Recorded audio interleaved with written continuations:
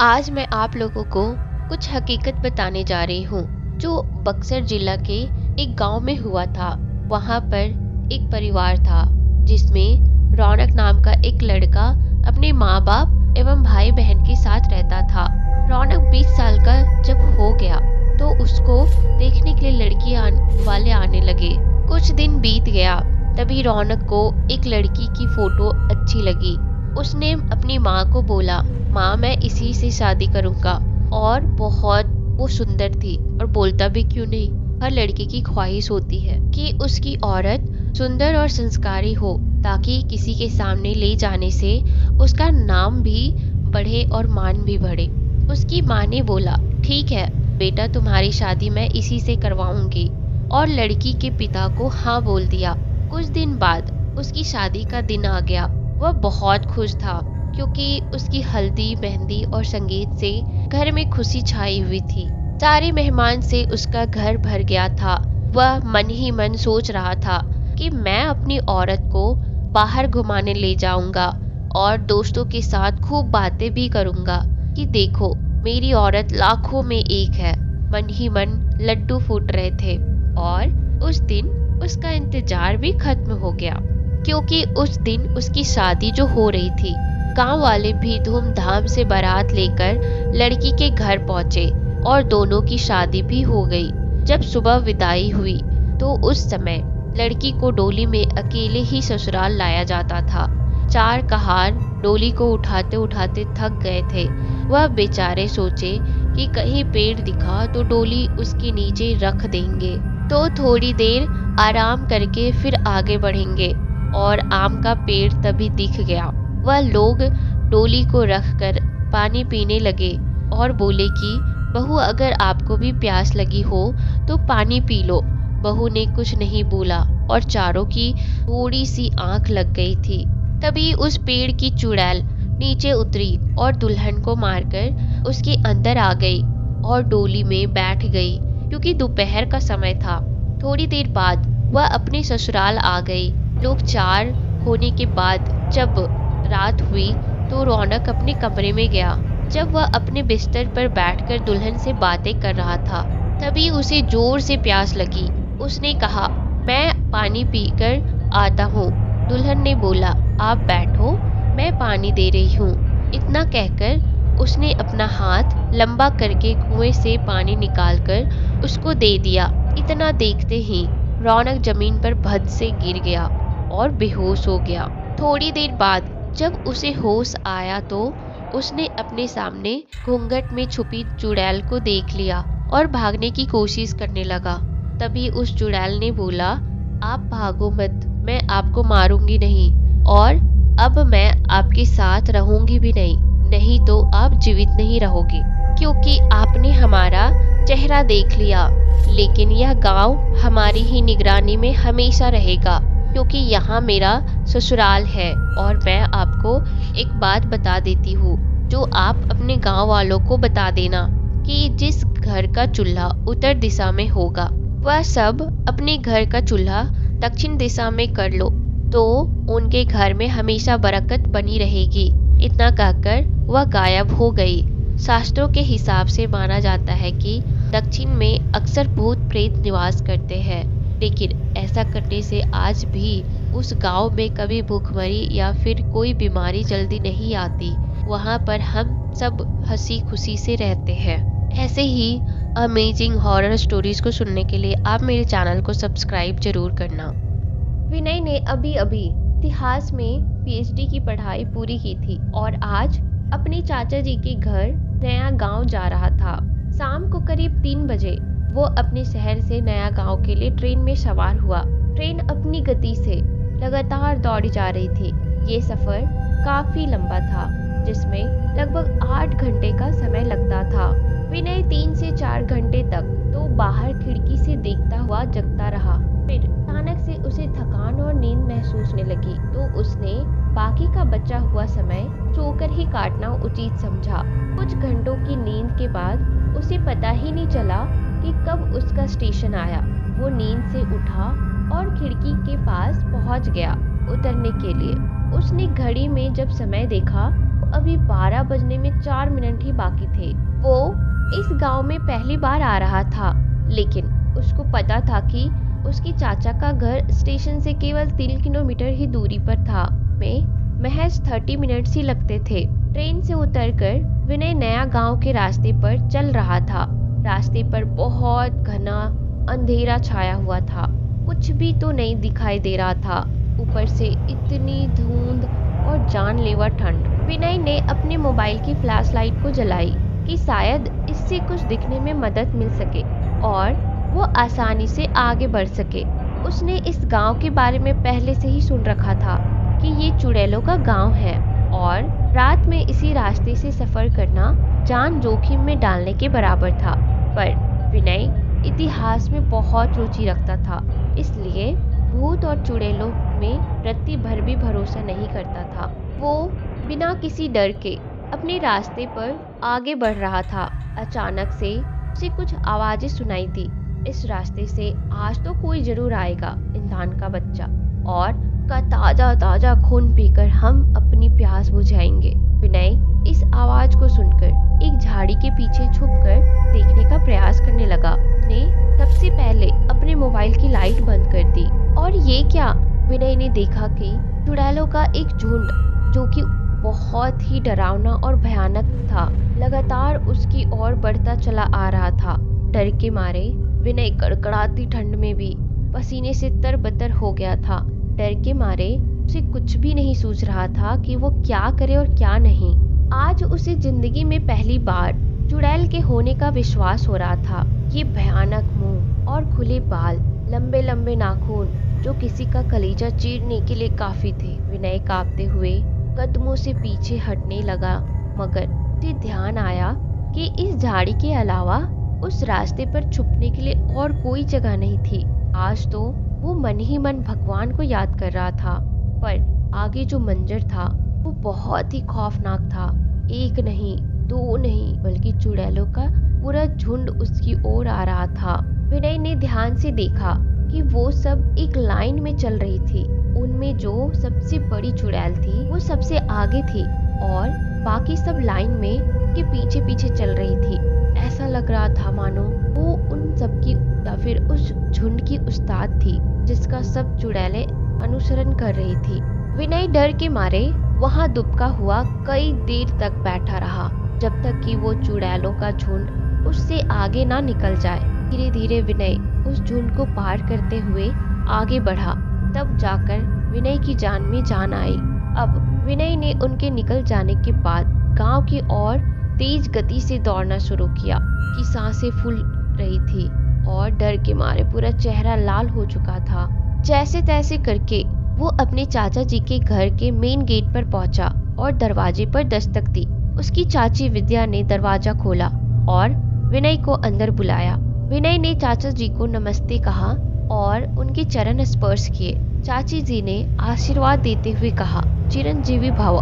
फिर चाची जी ने विनय से इतनी देर से आने का कारण पूछा और साथ ही कहा कि तुम हाफ क्यों रहे हो बेटा। वो चाची। विनय को कुछ समझ ही नहीं आ रहा था कि क्या जवाब दे, इसलिए उसने ये कहकर टाल दिया कि वो क्या है ना चाची जी कि मेरी ट्रेन 2 घंटे लेट हो गई थी तो आने में जरा देर हो गई। चलो कोई बात नहीं बेटा, अपना सामान यहाँ खटिया पर रखो और मुंह हाथ धो लो, मैं तुम्हारे लिए खाना लगा देती हूँ। तभी अंदर से आवाज आई, अरे विनय बेटा तुम आ गए। ये विनय के चाचा ठाकुर अमर सिंह थे। विनय ने हाँ में सिर हिलाते हुए कहा हाँ और उनको प्रणाम कहा। आओ बेटा बैठो। चाचा जी ने विनय को अपने पास एक चारपाई पर बैठने का इशारा करते हुए कहा। विनय उनकी बगल में ही चारपाई पर जाकर बैठ गया। और बताओ बेटा, आने में कोई तकलीफ तो नहीं हुई ना? नहीं चाचा जी, विनय ने सहमी सी आवाज में जवाब देते हुए कहा। तो बेटा खाना तैयार है, मैं खाना लगा देती हूँ, तुम चारपाई पर बैठकर अच्छे से खाना खा लो। विनय ने कहा, जी चाची जी। विनय के लिए खाना परोसा जाता है और वो चारपाई पर बैठकर खाना खाने लगता है। खाना खाने के बाद विनय पूछता है, चाची रूही कहाँ है, दिखाई नहीं दे रही है। बेटा वो काशीपुर गई है, स्कूल का एक पिकनिक है, उस पर कल शाम तक वापस लौटेगी। इसी तरह विनय और चाची के बीच कुछ देर तक लंबा वार्तालाप चलता रहा और के बाद सब सोने के लिए बिस्तर पर चले जाते हैं। विनय अपने बिस्तर पर पड़ा पड़ा अभी भी उन चुड़ैलों के बारे में सोच रहा था, जो एक बहुत ही डरावना मंजर था उसके लिए। उसके मन में अभी भी जिज्ञासा थी उन चुड़ैलों की हकीकत के बारे में जानने की। विनय के बिस्तर पर लेटे लेटे अचानक आंख लग गई और पहुंच गया सपने में एक नई दुनिया की सैर पर। एक लड़की सफेद कपड़ों में उसके सामने रोड पर खड़ी थी। अंधेरी सुनसान रात, दूर दूर तक कोई भी तो नहीं था वहाँ। लड़की के ये लंबे लंबे गर्दन तक बाल थे, पर ने अपनी मुंडी झुकाई हुई थी। विनय से कुछ ही कदम की दूरी पर खड़ा था। वो लड़की धीरे धीरे विनय की ओर बढ़ रही थी। उसकी पायल की आवाज विनय का दिल दहला देने वाली थी। वो लगातार की ओर बढ़ी जा रही थी। विनय इतनी रात को उस सुनसान सड़क पर सफेद कपड़े पहनी हुई औरत को देखकर डर के मारे कांपने लगा। बहुत ही जल्द वो विनय के पास आई और बोली, क्यों विनय बाबू, पसंद आया ना ये गांव तुमको? मैं तो तुम्हारी अपनी ही हूँ, मुझे नहीं पहचानते? आखिर आ ही गए ना तुम इस गांव में, अब होगा मेरा बदला पूरा। तुम्हें यहाँ तुम्हारी मौत खींच लाई है, और हाँ, भागने की तो बिल्कुल भी कोशिश मत करना। मेरी नज़र हर पहर तुम पर ही रहेगी। तो आओ तुम्हें कुछ नज़ारा दिखा दूँ तुम्हारी मौत का।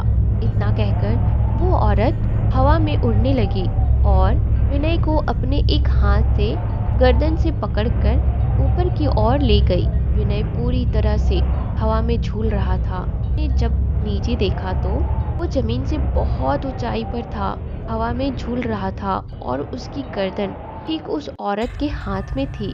तो कैसा लग रहा है विनय बाबू? आ रहा है ना मजा हवा में झूलने का? अभी तो और भी मजा आने वाला है जब मैं तुम्हें इतनी ऊंचाई से जमीन पर फेंकूंगी। इतना कहकर उस औरत ने विनय को उस ऊंचाई से जमीन पर फेंक दिया और विनय चिल्लाने लगा, बचाओ बचाओ की चीख सुनकर उसके चाचा चाची उठकर उसके कमरे में भाग कर गए।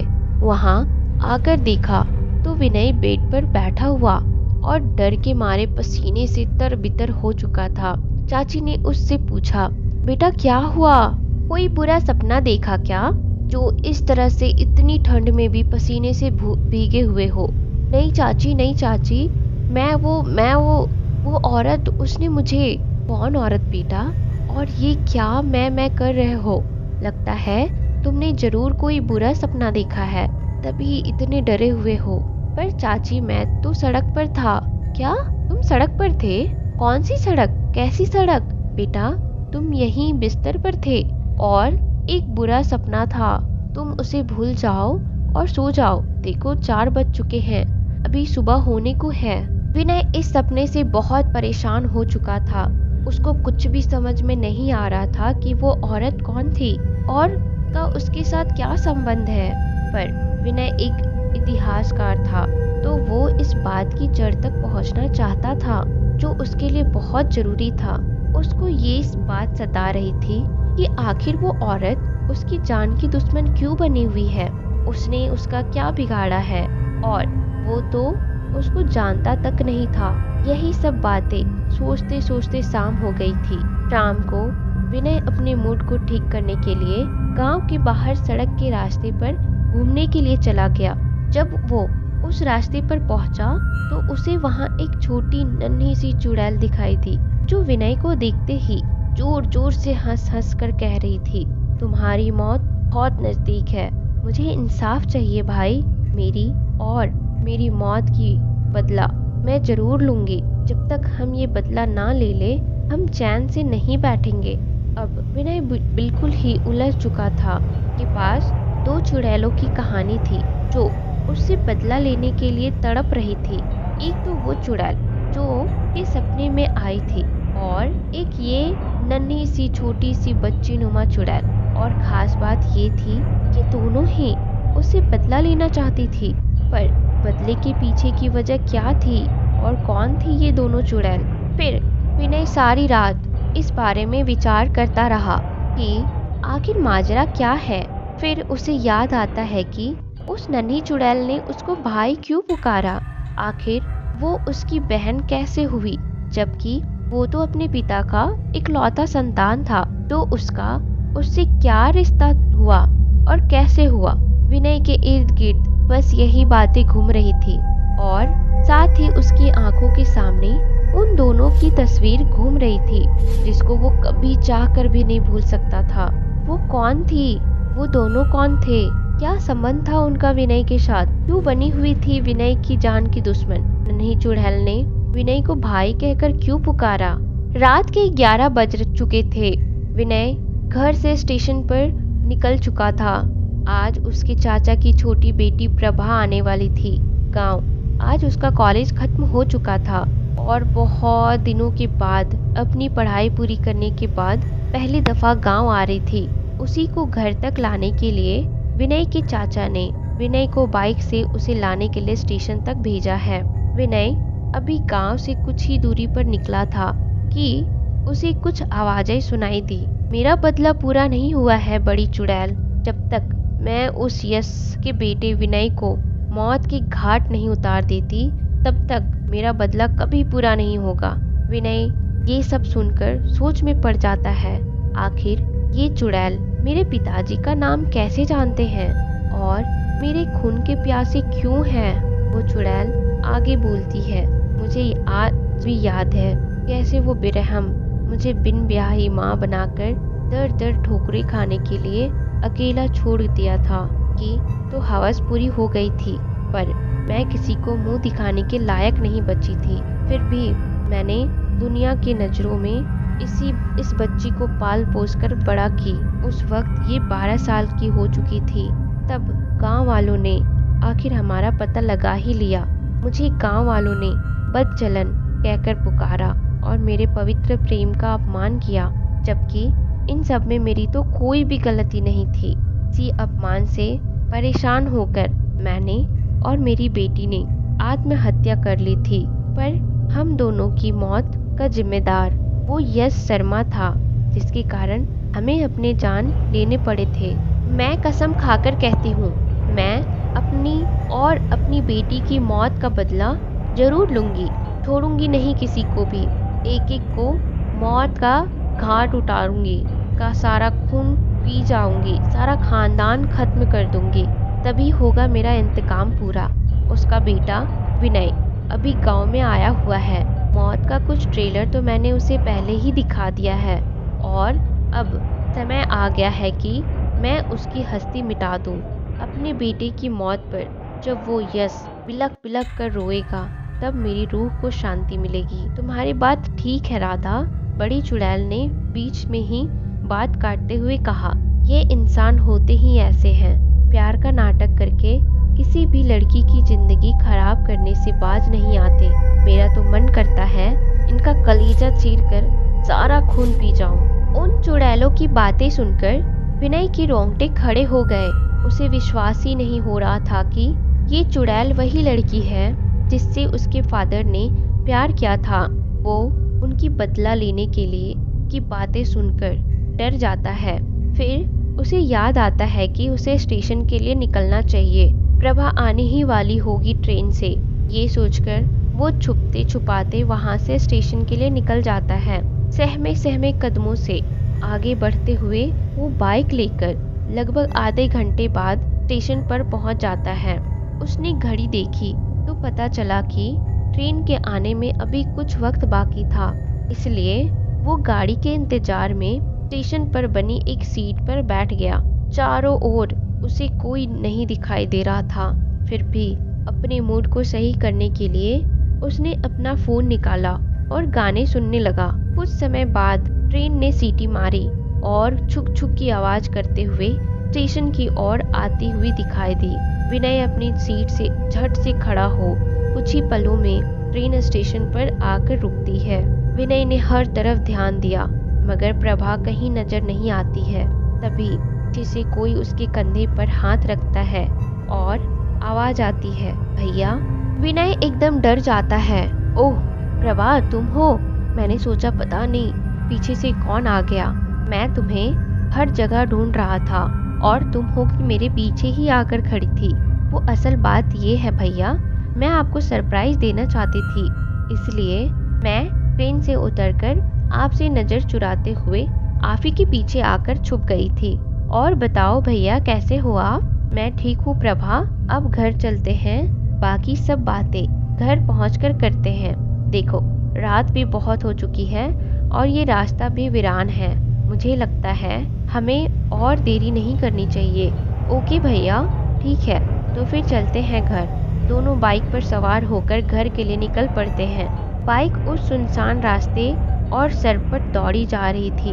कुछ समय बाद वो दोनों घर पहुंच जाते हैं। जब विनय घर पहुंचा तो देखता है कि घर पे कोई नहीं था और प्रभा पहले से पहुंची हुई थी और उसे पता चलता है कि उसके पीछे जो लड़की बैठकर आई थी वो गायब हो चुकी है। वो प्रभा नहीं थी, वो शायद छोटी चुड़ैल थी जो उसने भैया कह करके उसे पुकारा था। आखिर उसने विनय को क्यों नहीं मारा, क्यों छोड़ दिया?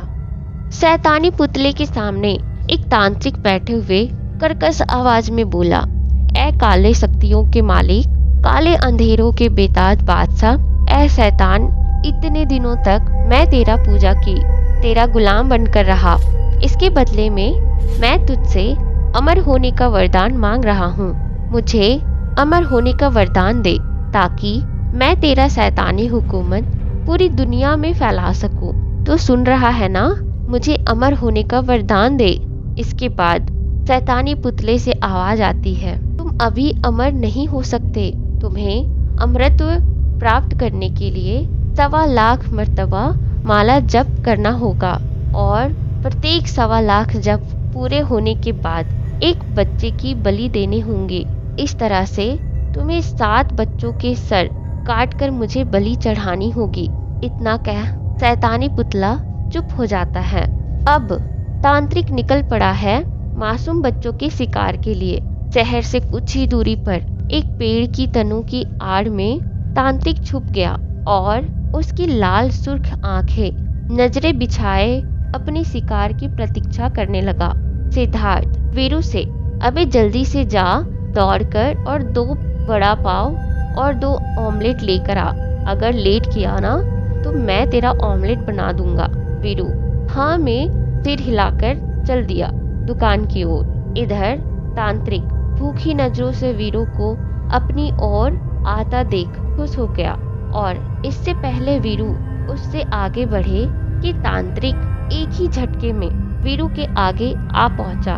वीरू एक टक तांत्रिक को देख असहम हो गया और अगले पल कुछ बोलने की हिम्मत करता है पर बोल ना सका।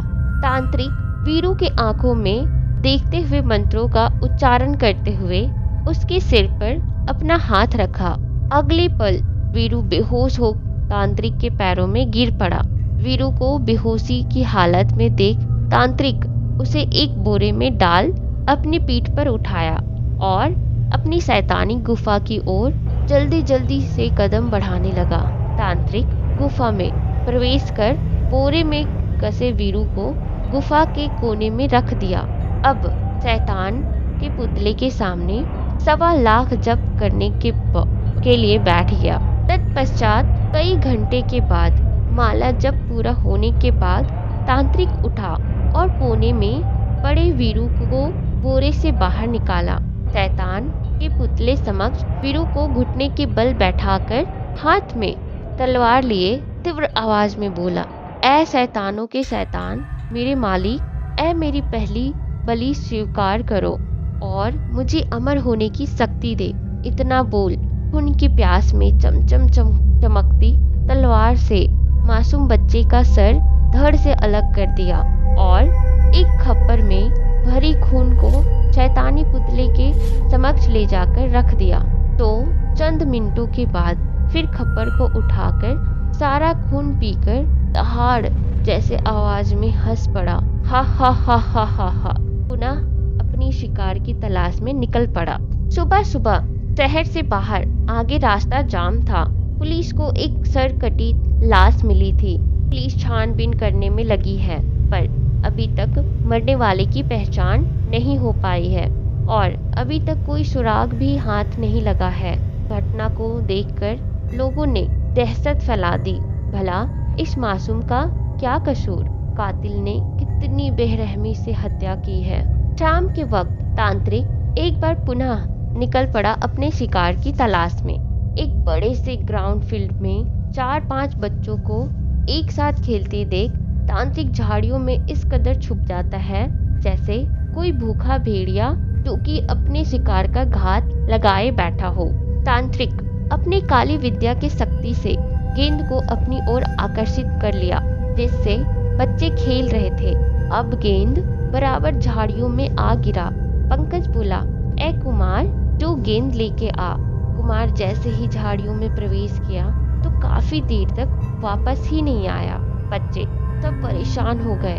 एक पर एक सभी बच्चों ने गेंद को ढूंढने झाड़ियों में पहुंचे, पर सभी को तांत्रिक ने अपनी काली विद्या की शक्ति से बेहोश कर दिया और सभी बच्चों को लेकर अपने मुकाम को रवाना हो गया और एक बार में 5 बच्चों की बलि चढ़ाकर बेहद डरावनी आवाज में हंसने लगा और गरज कर बोला, ऐ मेरे शैतान, अभी तक मैंने 6 बलि चढ़ा दी है, एक बलि और शेष है, उसके बाद मैं हमेशा के लिए अमर हो जाऊंगा, मुझे कोई नहीं मार सकता है। हा हा हा हा। पर इस बार मैं अपनी काली विद्या की शक्ति से किसी नौजवान लड़के का नाम पता करके सम्मोहन शक्ति से उसे अपनी ओर आकर्षित करूंगा। हा हा हा हा। तांत्रिक की हंसी से सारा वातावरण गूंज उठा। अगले सुबह फिर लोगों को 5 बच्चों की सिर कटी लाश मिली। हाय, किसने इन मासूमों को इतनी बेरहमी से मारा है? अरे भाई, कोई जल्दी से पुलिस को इन्फॉर्म करो। कुछ देर बाद पुलिस भी वहां पहुंच आती है। इंस्पेक्टर आर्या गाड़ी से बाहर निकलने के बाद डेथ बॉडी की मुआयना की। काफी देर तक बहुत माथापच्ची करने के बाद भी कोई सुराग हाथ नहीं लगा। फिर बॉडी को पोस्टमार्टम के लिए भेज दिया गया। सारे शहर में दहशत फैल गया। कुछ लोग आपस में बातचीत करने में मशगूल थे कि अरे भाई, क्या हो गया है हमारे शहर को? दिन प्रतिदिन हत्या हो रही है, पर पुलिस है कि हत्यारे को पकड़ने के बजाय हाथ पर हाथ धरे बैठी है। हत्यारा खुले आम शहर में घूम रहा है, पर पुलिस उसे पकड़ने में असफल है। फिर बगल में बैठी एक औरत बोल पड़ी, अजी बॉम्बे में बम ब्लास्ट हुआ, उसमें भी 11 लोगों की मौत हो गई और पुलिस है कि आंख पे पट्टी बांधे सोई है। दूसरा आदमी बोला, चलो ठीक है, हत्यारा कितना ही चालाक क्यों ना हो, एक न एक दिन कानून उसकी गर्दन जरूर नापेगा। देखते हैं आखिर बकरे की माँ अब तक खैर मनाएगी। हॉस्टल के ग्राउंड में रजनीश, संजय, अकबर, सोहन फुटबॉल का मैच खेल रहे थे और इधर मोहन अपने रूम में सोया हुआ था। तभी हॉस्टल के बाहर एक पेड़ के नीचे तांत्रिक ने मोहन को अपने सम्मोहन शक्ति से अपने बस में करने की चेष्टा करता है। मंत्रों को उच्चारण करते हुए बार बार तांत्रिक ने मोहन को नाम लेते हुए बुलाया, मोहन मोहन मोहन, इस वक्त तुम मेरे बस में हो, मैं तुम्हें बुला रहा हूँ, आओ मोहन, चले आओ।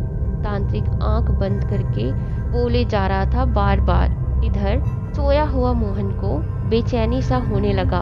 आखिरकार मोहन तांत्रिक के सम्मोहन जाल में आकर उसकी तरफ बढ़ने लगा। इधर जो चारों दोस्त मैच खेल रहे थे उन्होंने देखा कि अरे ए मोहन कहाँ जा रहा है। संजय बोला, यार मुझे तो लगता है कि ए नींद में चल रहा है। रजनीश, यार मुझे कुछ गड़बड़ लग रहा है, हमें इसका पीछा करना चाहिए। अकबर, हाँ यार मुझे भी कुछ ऐसा ही लग रहा है। सोहन, हम चुपके इसका पीछा करते हैं। अब देखते ही देखते मोहन तांत्रिक के सम्मुख पहुंच गया। तांत्रिक ने मोहन को बेहोश कर उसे उठाकर अपने काली गुफा में पहुंच गया।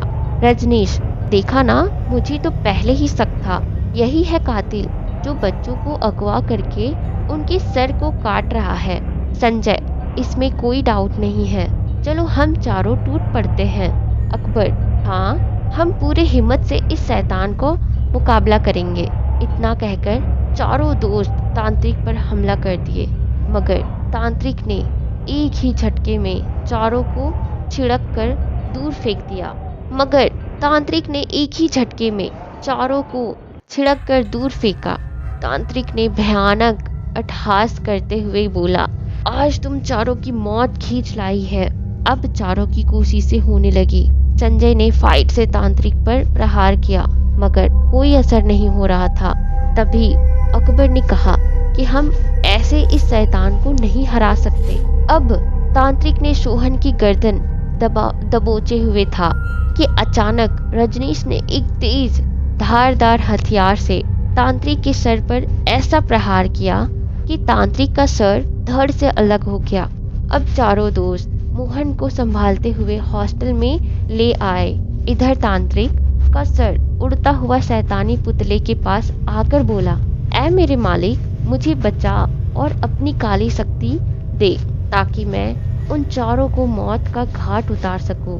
इतना कहकर अट्टहास करते हुए कटा हुआ सर हॉस्टल के ग्राउंड तक पहुंच गया और सबसे पहले उसने अपना शिकार वॉचमैन को बनाया। वॉचमैन देखा कि एक कटा हुआ सर भयानक अट्टहास करते हुए उसकी तरफ बढ़ रहा है। वो एकदम से पागल की तरह चिल्लाया और हॉस्टल की तरफ भागने लगा। भागते भागते अचानक सीढ़ियों से पैर फिसला और सीढ़ियों के नीचे गिर पड़ा। एकदम से जख्मी हो गया, मगर ना जाने कहां से शक्ति जुटाकर फिर उठकर भागने लगा। कहां भागेगा मुझसे बचकर, तेरा मौत निकट आ गई है। तभी अचानक कटा हुआ सर वॉचमैन के चेहरे से आकर चिपक जाता है। अकबर ने ये सब देखकर गला फाड़ कर चीखते हुए भागने लगा। कटे हुए सर ने अकबर की तरह बढ़ा, अब तेरी बारी है। इसके बाद अकबर के चेहरे से चिपक गया। अब अकबर की मौत हो जाती है। तभी सोहन ने लाठियों से कटे हुए सर पर प्रहार किया, मगर नाकाम रहा। तुम मेरा कुछ नहीं बिगाड़ सकता। अब तेरी बारी है। उसने सोहन को भी मार डाला। इधर रजनीश ने जल्दी से पास के मंदिर से पंडित माली जी को बुलाकर लाया। माली जी ने हाथ में पवित्र जल लेकर मंत्रों को पढ़कर कटे हुए सर पर फेंका, जिससे कटा हुआ सर हॉस्टल से गायब हो गया। पंडित माली जी ने कहा, मैं इस शैतान को कुछ देर तक रोक सकता हूँ, मगर ज्यादा देर तक नहीं। इससे पहले वो किसी और को हानि पहुंचाए, हमें उसे रोकना होगा। उसे रोकने के लिए उसकी शैतानी गुफा में जाना होगा और जो शैतान का पुतला है उसे अगर जला दिया तो इस शैतान की सारी ताकत खत्म हो जाएगी। रजनीश ने बोला, तो जल्दी से हमें चलना चाहिए क्योंकि इसकी ताकत और बढ़ती जा रही है। संजय, रजनीश और पंडित माली जी तांत्रिक की गुफा में प्रवेश करने के बाद पंडित जी मंत्र का जाप करने बैठ गए। तांत्रिक ने बाधा उत्पन्न करने लगा और कभी संजय को तो कभी रजनीश को उठाकर इधर उधर फेंकने लगा। रजनीश ने चिल्लाकर कहा, पंडित जी आप रुकिए मत, भले ही हमारा जान चली जाए, इससे अच्छा है कि इस शैतान का अंत। पंडित जी मंत्रों से हवन करने में लगे हुए थे। अचानक तांत्रिक ने काला जादू से पंडित जी के ऊपर एक बड़े से पत्थर से प्रहार किया, जिससे पंडित जी बेसुध हो जमीन पर गिरे और जोर से रुकते हुए बोले, संजय, ऐसे ये शैतान खत्म नहीं होगा। वो शैतानी पुतले में इसका जान बचता है। उस पुतले को आग से जला दो और ये शैतान खत्म हो जाएगा। संजय ने जल्दी जल्दी से पेट्रोल का तेल डालकर जलाना चाहा। इससे पहले शैतान ने संजय का गर्दन दबोच लिया। अब इधर रजनीश को कुछ सूझ नहीं रहा था, तो उसने एक पत्थर से इतनी तीव्रता से पुतले पर मारा जिससे कुछ चिंगारी निकली और आग पकड़ लेती है और पुतला धड़ाक से जल उठा, जिससे तांत्रिक की सारी ताकत खत्म हो जाने के बाद तांत्रिक भी जलकर हमेशा के लिए खत्म हो गया। अगर आपको ये कहानी अच्छी लगी तो मेरे चैनल को सब्सक्राइब जरूर करना, ताकि आपको इस तरह की कहानियाँ मिलती रहे। और अगर आपके पास खुद की कोई रियल स्टोरी है या कोई हॉरर स्टोरी है तो आप मुझे इंस्टाग्राम में शेयर कर सकते हो। मैं आपकी कहानी को आवाज़ जरूर दूंगी।